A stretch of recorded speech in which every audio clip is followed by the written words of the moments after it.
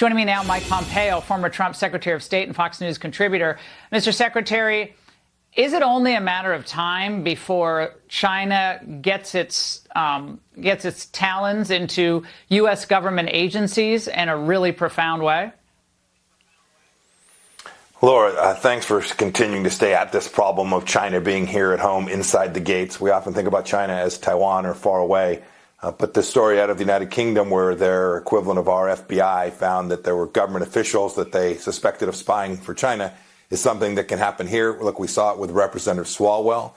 I can tell you they have been trying to spy on city councilmen, county commissioners. This is a deep effort by what they call their United Front. It's their propaganda campaign here inside the United States.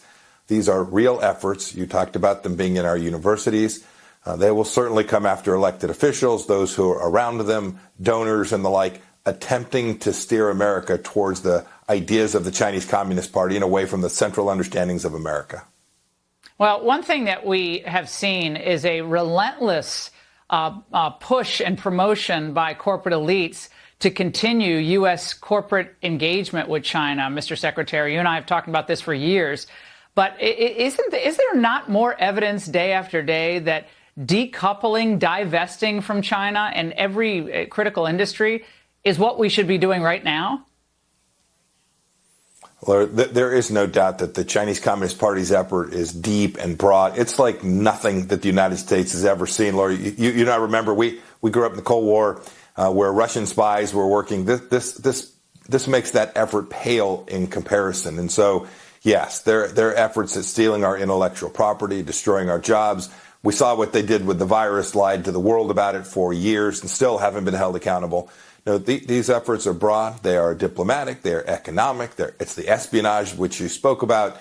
They're inside the universities, stealing our research.